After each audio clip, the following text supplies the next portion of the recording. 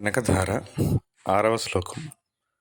బాహ్వంతరే మురజితశ్రుతకౌస్తుభేయ హారావళీవ హరినీలమయీ విభాతి కామప్రదా భగవతోపి కటాక్షమాల కళ్యాణమావహతు మే కమలాలయాయ. బాహ్వంతరే మురజిత. బాహ్వంతరే మురజిత. మురజిత అంటే మహావిష్ణువు. మురుడు అనేటివాడు ప్రాగ్జ్యోతిషపురంలో నరకాసుడితో పాటు ఉన్న ఒక రాక్షసుడు. ఆ రాక్షసుడిని సంహరించాడు కాబట్టి మహావిష్ణువుకి మురజిత అనే పేరుంది. ఇక్కడ మనం గమనిస్తే 2వ శ్లోకంలో, 3వ శ్లోకంలో, 6వ శ్లోకంలో ముర అనే పదాన్ని ఎక్కువ వాడారు. మురారి, మురవిద్విషోపి, మురజిత.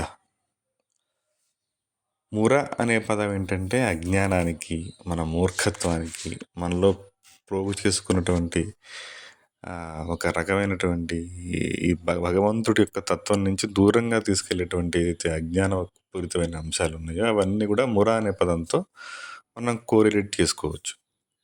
వీటిని నశింపజేసేవాడు పరమాత్మ. సో బాహ్వంతరే పరమాత్మ యొక్క బాహువుల మధ్య అంటే హృదయస్థానంలో. బాహ్వంతరే మురజిత శ్రిత కౌస్తుభయ్య. శ్రిత అంటే మా లక్ష్మీదేవి ఎలా మెరుస్తుందంటే కౌస్తుభంలాగా.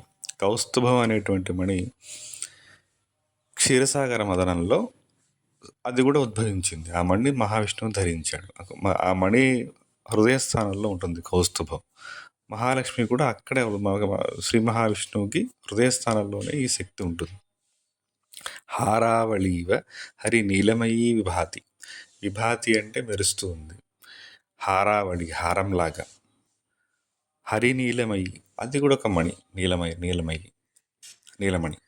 నీలమణిలాగా ఈమె హృదయంలో మెరుస్తూ ఉంది. అంటే మన హృదయాంతర్గతమైనటువంటి చైతన్యం బాహ్వంతరే హృదయస్థానంలో మెరుస్తూ ఉంది. ఎలా ఉంది? కామప్రద భగవతోపి కటాక్షమాల. కామప్రద భగవంతుడికి సైతం కూడా కామాన్ని కలిగిస్తుంది. ఇక్కడ కామప్రద అనే అర్థం ఏంటంటే ఈ మూల చైతన్యం భగవంతుడి యొక్క పరమాత్మ ఎప్పుడు తనలోనే అలా కదలకుండా ఉన్నటువంటి ఒక నిశ్చల స్థితి. అది ఏదైనా పని చేయటానికి అంటే బయట భక్త రక్షణ కోసం బయటికి రావడానికి, లేకపోతే అందులో స్పందన కలగటానికి హృదయం నుంచే వస్తుంది. మనకైనా సరే మామూలుగా మనం ఏదైనా ఒక స్పందనని లేదంటే ఏదైనా ఫీలింగ్ని వ్యక్తపరచడానికి మొట్టమొదటి స్థానం హృదయం నుంచే మొదలవుతుంది.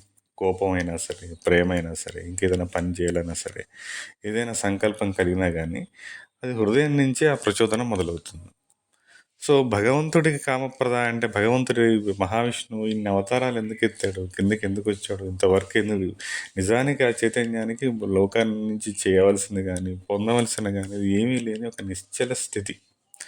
అది ఏదైనా వర్క్ చేయాలి అంటే అందులో స్పందన కలగాలి. హృదయం ద్వారా అక్కడ ఉన్నటువంటి చైతన్యం ద్వారా కలుగుతుంది. అంటే పరమాత్మ యొక్క అంశమే అది. మొట్టమొదటి శ్లోకంలోనే అంగం హరి, పార్ట్ ఆఫ్ హరి అన్నట్టుగానే చెప్పారు. అది హృదయంలో స్పందన కలిగిస్తూ ఉంటుంది. అది పని చేస్తూ ఉంటుంది. ఎలా ఉంటుంది? భగవతోపి. అపి అంటే ఎప్పుడు భగవంతుడితో పాటే ఉంటుంది. దీన్ని ఇంకా మనం అనపగామిని అని చెప్పి శ్రీ సూక్తం మనం ఇదే పదాన్ని వర్ణించింది. అంటే పరమాత్మ యొక్క చైతన్యం మనలోనే ఉండి మన పరమాత్మను సైతం అంటే మన ఆత్మను సైతం కూడా ప్రచోదనం కల్పిస్తూ ఉంది. అది కదిలి పని చేసేలా, వర్క్ చేసేలా జరుగుతుంది. అంటే ఏదైనా కార్యం, ఏదైనా వర్క్ జరిగితేనే సృష్టి కొనసాగుతూ ఉంటుంది. సో అలాంటి స్పందనని పరమాత్మ కల్పిస్తూ ఉంది. అలాంటి కటాక్షమాల అది మా వైపు అలా మా వైపు చూడు తల్లి. కళ్యాణమావహతుమే కమలాలయాయ. కమలాలయము అంటే సాగరం. మొత్తం కమలాలు ఉండేటువంటి ప్లేస్, లేదంటే సరస్సు, అందులో కమలాలయాలు. అక్కడ కళ్యాణమావహతుమే కమలాలయాయ. కమలాల్లో ఉండే తల్లి. ఆ కమలాల్లో ఉండే తల్లి ఎక్కడ ఉంది? క్షీరసాగరం నుంచి మనకు ఉద్భవించింది. మన హృదయ కమలాల్లో ఉంది. మన చక్రాల్లో అన్నిటి ఒక కమలాల్లో ఉంది.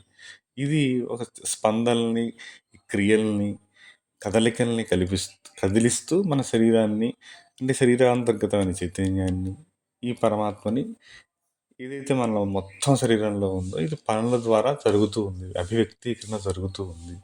సో ఇది కంటిన్యూగా అవుతూ ఉంది. ఆ శక్తి ఏదైతే ఉందో నాకు అర్థమయ్యేలా నన్ను అనుగ్రహించు తల్లి అని ఈ శ్లోకం మనకు వర్ణిస్తుంది.